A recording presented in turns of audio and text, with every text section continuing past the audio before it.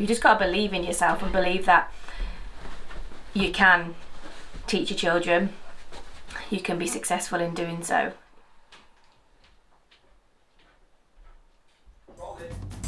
Is it?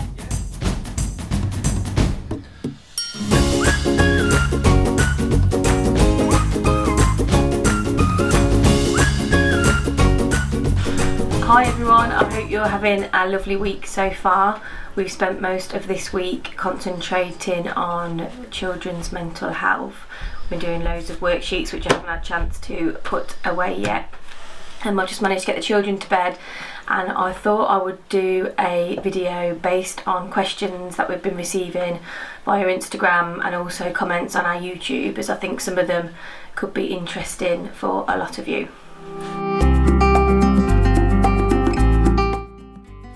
Our main reason for starting to home ed was because the children were so anxious and their mental health was being impacted massively by being in the school structure, and the pressure and the peers was just too much. So we actually took ours out for that reason primarily, and then all the education side of it came after. So for us, starting out was massively giving the children that bit more flexibility with going outside when they felt frustrated, giving them that bit more freedom to recognise when it is they're starting to feel anxious and letting them go and find something to do, because when they're in a state of anxiety or when it's creeping in, they're not going to learn anything.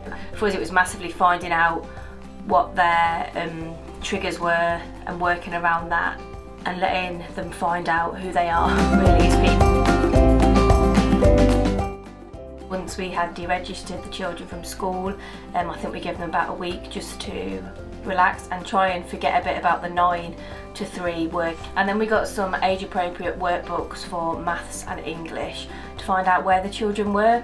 And we actually found out that from what the school were telling us was completely different to where they actually were. So we went back and got younger age group for Alfie in maths especially. He was quite a way back compared to where the school was saying. So I would suggest getting a couple of workbooks and just finding out where the children actually are and what they understand and what they need extra help with.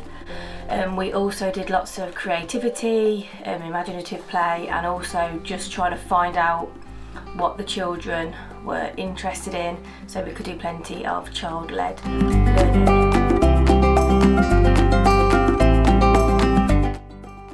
We also found Twinkle quite early on, which really helped us as it's got age appropriate work, and it's quite easy to find and print off big groups of a subject. So we got some of those to find out what the children were interested in, and that also follows the curriculum.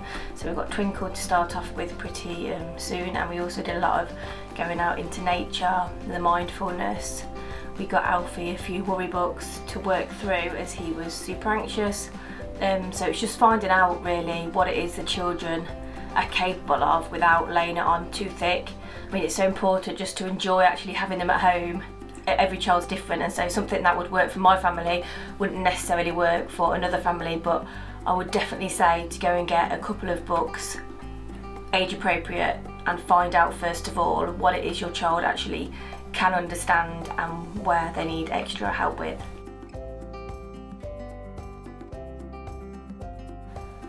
So a big thing for me to make sure the children don't get bored and to make sure they're not sitting on their gadgets all day is we are a massive limit on gadget time, so they now actually only have an hour a day, and they're obviously allowed their iPads for research and for learning. I actually find that when they're bored, that's when the creativity is going to spark. So to actually let them feel a bit bored is not a bad thing. They don't get the chance to do that at school, but to me their brains aren't allowed to work naturally and to think about what they would like to do. So to some extent I do allow mine to get a little bit bored, but we have so many resources, so there'll be structured learning that we do, and then there'll be free choice, and during the free choice we have plenty of things for them to go and find. So we've got plenty of crafts, paper, pens all the time for them to reach, books, games, the outside with the trampoline and the slide, football,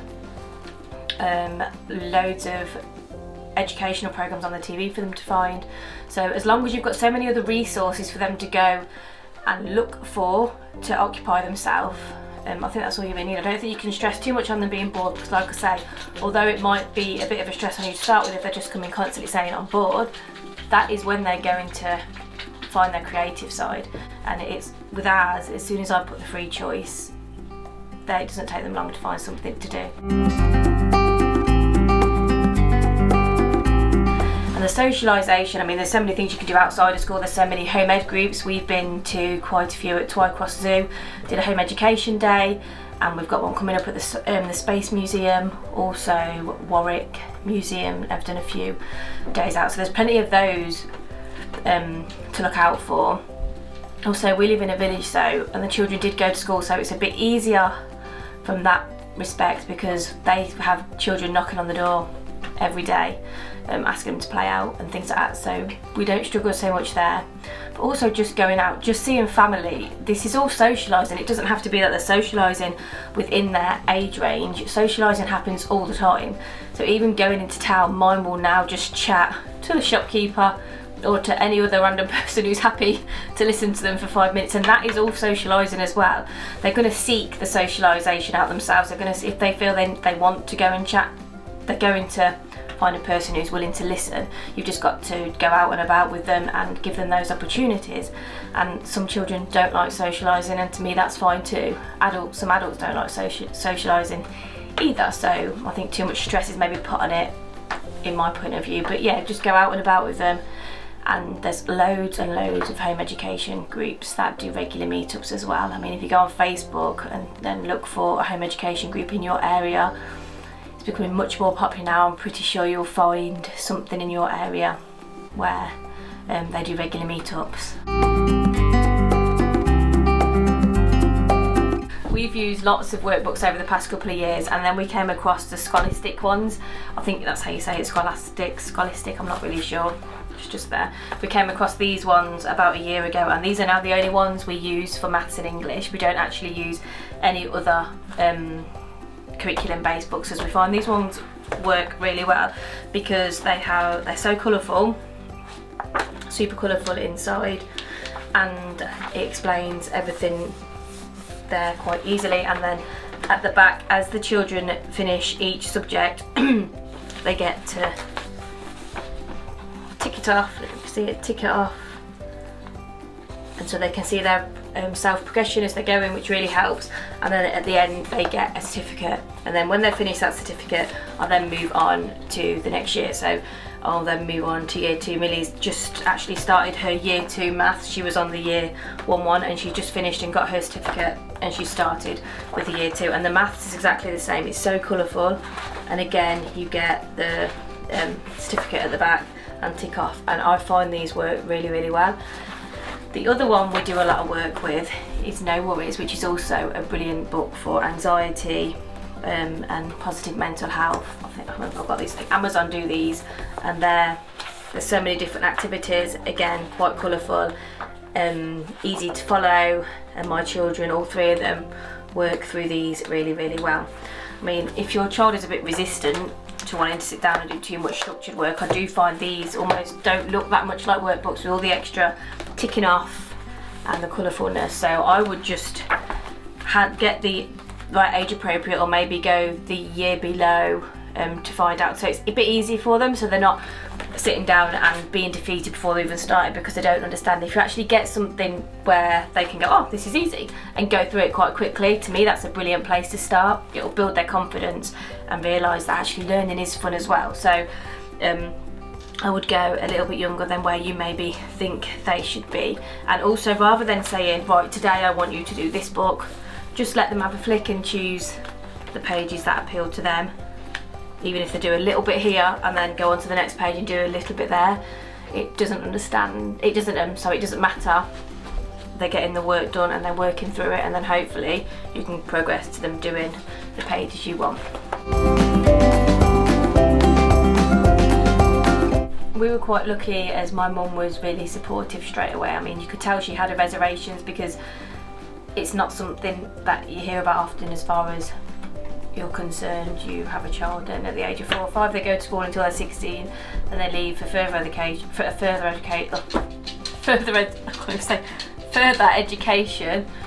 education, or they go and get a job. So people are a bit unsure to start with, but we had one person who said to us, I assume you want Alfie to get a job when he's older.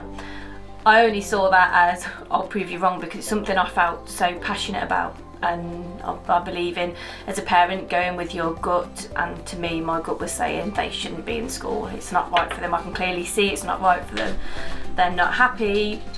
They are completely different to what they were when they were 4 and 5, before they went to school. I mean, children obviously change, but their characters are totally changed. And I think you're always told that, oh yeah, they'll pick up behaviour when they're at school, or oh yeah, your children will change when they're at school, and no one ever really questions why that is. So I think if you've got people who are unsupportive, I think you've just got to be passionate about it and believe in what you're doing, because as parents, like I say, you know what is right for your children. And I think over a period of time, other people will start to realise as well, by just looking at your children and seeing the difference in them.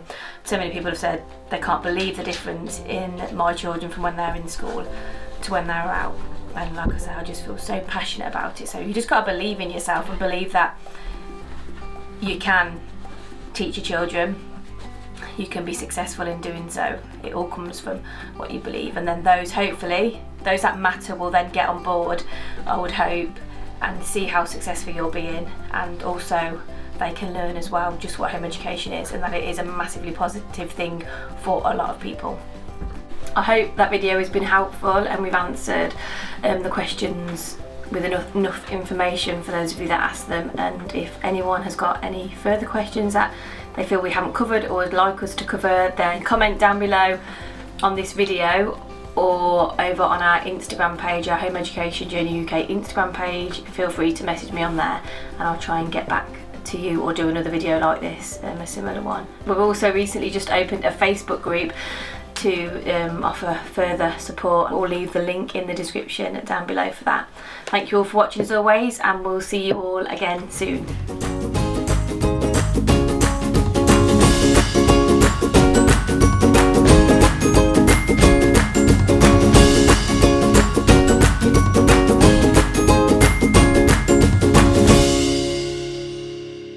It's because I feel passionate about it, that's why.